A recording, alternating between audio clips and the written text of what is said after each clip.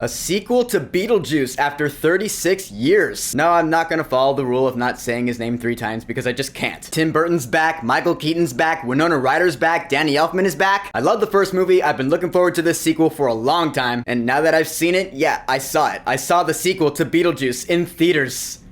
Let's talk about it.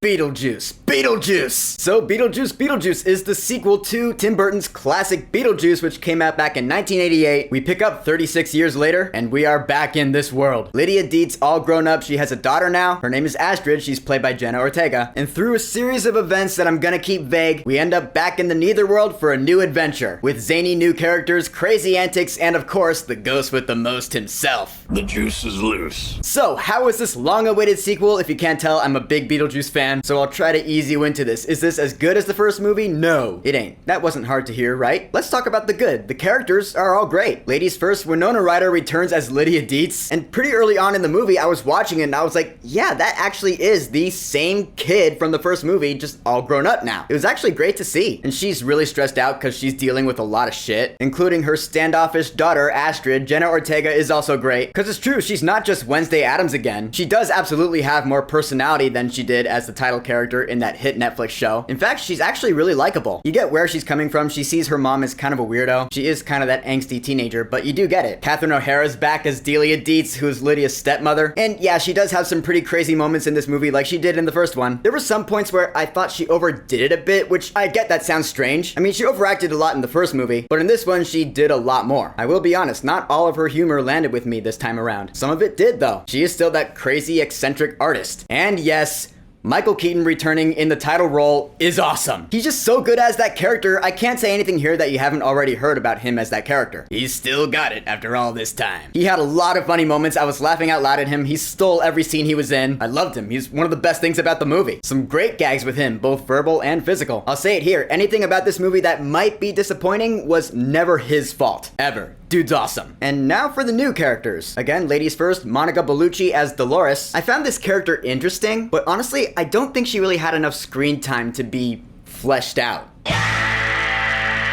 I mean it though, she's got her place in the story, but really I saw her as more of a plot device than anything else. Same thing with Willem Dafoe as Wolf Jackson. I mean, look, I love Willem Dafoe, who doesn't? The guy always brings it, he's awesome in this role for sure, and he's all eccentric too, as are most characters in most Tim Burton movies. But again, just his character, I was like, did we really need him in this movie? Which then leads me to Justin Theroux as Rory. He was my least favorite character in this movie, because I'm usually not a fan of characters like him, I'll be honest. I'd elaborate, but I don't want to delve into spoilers, so I apologize for that. To be like, yeah, I don't like characters like him. I can't say what that means, because the trailers didn't really touch on that, so yeah, sorry. And honestly, none of his humor landed with me, which was unfortunate. Alright, now that the characters are done, let's talk about the movie. I'll get the fanboy stuff out of the way first. Yeah, it was awesome to be back in this world and see it on the big screen for me for the first time. I wasn't born yet when the first movie came out in theaters, so yeah. This movie, in atmosphere and tone, and all that comes with, absolutely does feel like the first movie. That's one of the biggest things I was looking forward to with this, and it absolutely does deliver in that aspect. The set design is just as crazy as the first movie. The visual effects are amazing. Yeah, not a whole lot of CGI, a lot of practical effects, and I dug that. Prosthetics and makeup and stop motion animation. The sandworms especially, you saw sandworms in the trailer, so I can talk about it here. Seeing these stop motion sandworms on the big screen, to me was one of the highlights of the whole movie. I had a big dopey grin on my face. I was like, wow, check that out. That is so cool. So yeah, visual effects, big plus. And of course, the musical score. Mr. Danny Elfman never disappoints, especially with Tim Burton. That awesome main theme from the first movie is back, and it is still awesome, and Elfman does different things with it. He elevates it. Hard to believe, but it's true. I mean, the first movie score is already great to begin with. I'm not denying that at all. But what Elfman does with his themes in this movie, I wasn't expecting it, and it was a great surprise. I'm definitely gonna get the soundtrack from this movie. And yeah, of course, just like the first movie, there are a couple of needle drops here, and they work in their weird way. In fact, a couple of scenes that utilize these needle drops, I was like, that was really entertaining right there. Nice job there, Tim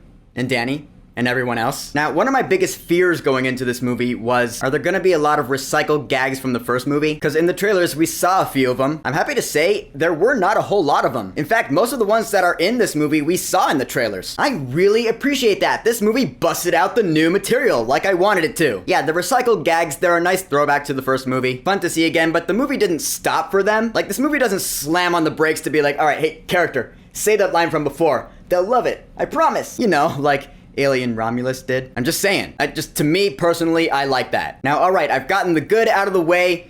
There are some things about this movie that sadly let me down, which I know, I hate that as much as you guys do. I mean, look at me, I'm a fan, I want this movie to be great. It's Beetlejuice for crying out loud. But this sequel's got some problems, dude. I hate to say it, I really do. So first and foremost, if you've seen any other reviews of this movie, they all say the same thing, and it is glaringly obvious. This movie, unfortunately, is insanely convoluted. There's just so much shit going on in this less than 2 hour long movie, and it is just not woven together with any sort of cohesion at all. Yeah, it is quite messy, and yeah, I know, I'm breaking my own heart saying this out loud, but it's just true, I can't deny it. Like, each character has their own little subplot going on. Astrid has her little subplot with another character, and Lydia's trying to connect to her. Then there's Dolores and her thing. Don't worry, still being vague here. There's Wolf Jackson who wants to do a thing. There's Beetlejuice who wants to do a couple of things. All of it is in the movie, but I didn't feel like it all had to be in the movie. Yeah, compared to the first one, the plot of which is relatively simple, this sequel just felt like they had a bunch of ideas, like a bunch of people in one room, each had a different idea, and they all pitched them to Tim Burton, and he was like, you know what, I like them all. Let's cram them all in this movie, because who knows if we'll get a third one, so let's just do it all here in the second one. That is really how this movie feels. To the point where there are a couple of story arcs that actually go nowhere. Like, I'm being honest here, there is one that literally goes unresolved by the end of this movie. Like, something happens, oh no, we have this problem, and it never gets fixed. Like, even after the credits, I was like, okay, maybe there will be a post-credit scene that ties that together. No, that's just a problem that's gonna be unfixed forever, I guess. Yeah, that's not good. That's just sloppy. And while I did enjoy most of the humor in this movie, there was some that just seemed a bit too random for me. I get that Tim Burton's whole world and his whole aesthetic is weird and kooky, but some gags in this film, I guess they went too far. At a few points in this movie, I was like, why is this happening exactly? Why is this character doing this specifically? I don't know. Maybe I'm being a bit too harsh on it, because some people around me in the audience were laughing at these jokes. Not everybody was, though. So there that is. Lastly, I'll touch on some logistics. This sequel, like any good sequel will do, it expands on its world. It introduces new rules, and it's just...